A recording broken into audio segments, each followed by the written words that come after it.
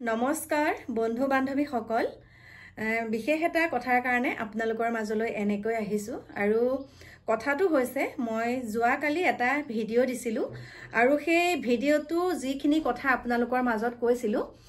আপোনালোকে মন দি শুনিব কথাটো মানে বহুত ইম্পৰ্টেন্ট হয় আপোনালোকৰ কাৰণে এই ভিডিঅ'টো মানে কি আৰু মোৰ কথাখিনি বিশেষকে সকলোৰে ঘৰতে ক্লাস 8 9 মানে 7 মানে পঢ়া শুনা ল'ৰা ছোৱালী সকলোৰে ঘৰতে আছে হয়নে আৰু মই জুনগৰাকী এতিয়া কণমানিৰ কথা ক'বলৈ ওলাইছো 13 বছৰ বয়স হৈছিল সেই কণমানিজনী আৰু মই জুনগৰাকী নেহেৰুবাৰীত লগ পাইছিলো বুলি যে আপোনালোকক কৈছিলো সেই কণমানিজনী বয়সো 13 14 বছৰ হ'ব আৰু মোৰ যেহেতুকে ভতিজাটো ক্লাস 9ত পঢ়ে তাৰ বৰ্তমান এতিয়া 15 বছৰ আৰু মোৰ লগতে হৈ এতিয়া আৰু সি হৈছে ল'ৰা আপোনালোকে সকলোৱে জানে ডিকুদেহা আৰু সেই ডিকুদেহা যেতিয়া মোৰ লগত শুৱে মোৰ ফোনটো সি চাই কিন্তু তাক পাৰ্সোনাল হিচাপে ফোন মই কিনি দিয়া নাই তাৰ পিছতে ফোনটো চাই কথাখিনি আপোনালোকে শুনিব মই ভাবো এই কথা কেইটাৰ পৰা আপোনালোকৰ অকনমান হলেও কিবা এটা আপোনালোকে লাভান্বিত হ'ব তাৰ পিছতে মই যেতিয়া ডিকুদেহাই কাৰোবালে মেছেজ কৰে মই প্ৰত্যক্ষ কৰি থাকিব পাৰো মোৰ নিজৰ ফোনটোত মই ব্যস্ত হৈ কিন্তু মই তাক চাই থাকো সি ফোনত কি কৰে কি নকৰে সকলোখিনি চাও কাৰণ সি ইনষ্টাগ্ৰামত থাকে আৰু মেছেজ কৰাৰ পৰা আদি কৰি সকলোখিনি চাও আৰু তাক মই কেনেকৈ চাও আপোনালোকক কৈছো তাক মই সদায় ভয় হিচাপে নহয় ও দেহা কি কৰিছা চাও দিয়াচোন কালেনো মেছেজ কৰিছা মানে এনেকুৱা এটাকে মৰমত মই তাক কথাটো কওঁ সি মানে মোক দেখাবলৈ বাধ্য হয় আৰু এতিয়া ৰাতি যদি কোনোবাই ফোন কৰে ফোনটো বাৰু নকৰে কাৰণ সি মোৰ লগত শুৱে আৰু কেনেবাকে সি বাহিৰলৈ পেছাব কৰিবলৈ গলেও মোৰ কানখন মানে একদম মানে সি উঠাৰ লগে লগে ময়ো উঠো কাৰণ মই সজাগ সচেতন আৰু এই গৰাকী জুনগৰাকী এতিয়া যুৱতী জুনগৰাকী মানে কণমানি যে এতিয়া এনেকুৱা এটা নিসংগতাৰ বলি হ'ল তাৰ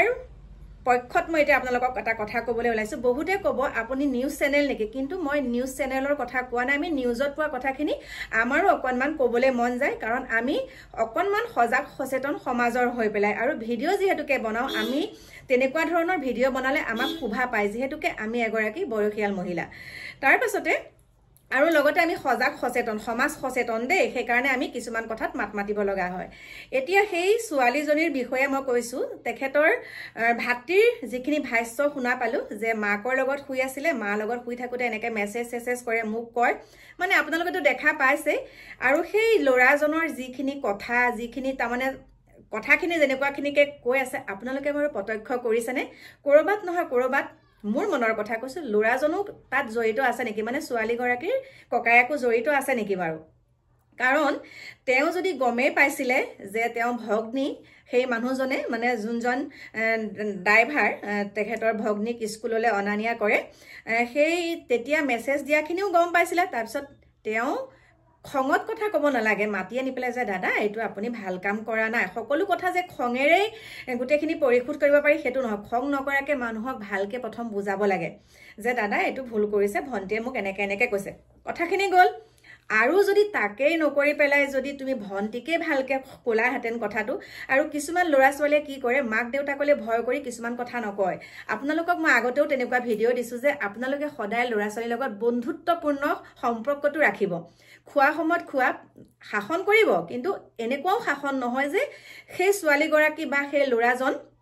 কিবা এটা এনেকুৱা ডাঙৰ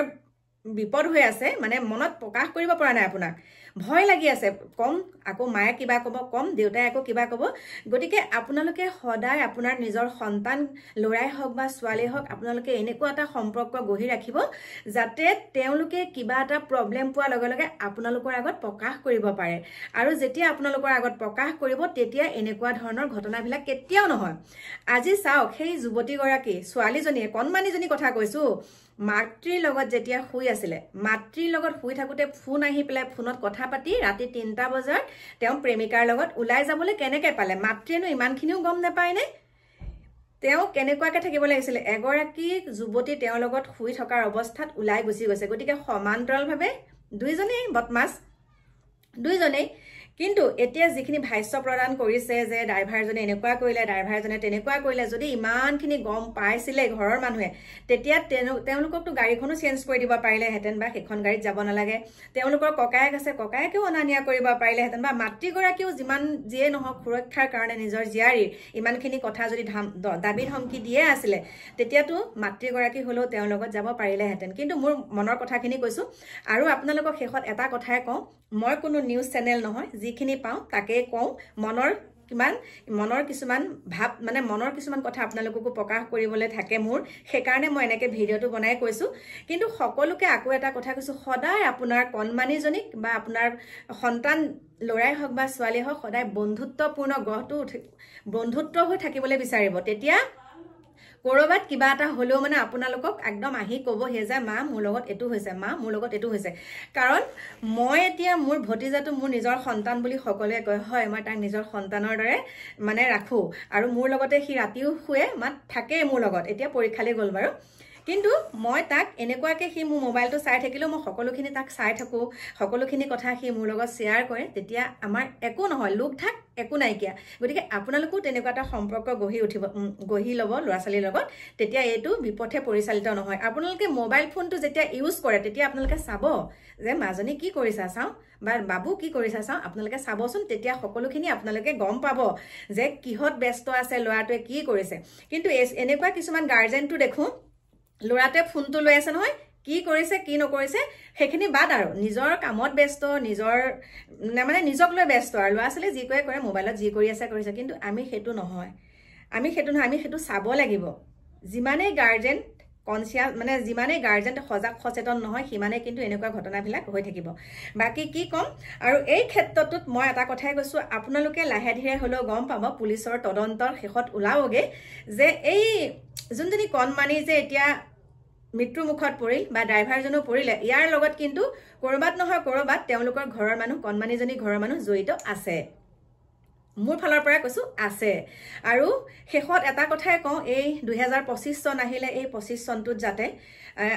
নতুন বছৰৰ আগমনত সকলোকে কৈছোঁ, সকলো সজাগ সচেতন হ'ব।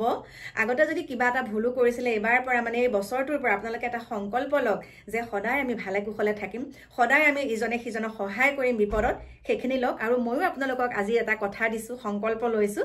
যোনে যি কমেণ্ট কৰে কৰক, কিন্তু মোৰ কৰণীয় কাম মই কৰি যাম। মোক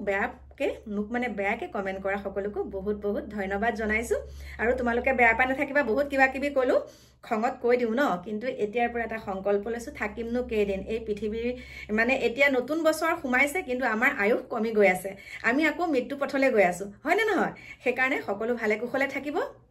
কিবা যদি ভুল ভ্ৰান্তিও কথা কৈছিলোঁ, এই 2024 চনতে আপোনালোকে বাদ দি পেলাই আকৌ নতুনত আদৰি ল'ব, সকলোকে কৈছোঁ আৰু দেই। গতিকে মোৰ ফালৰ পৰা আপোনালোক সকলোকে আগন্তুক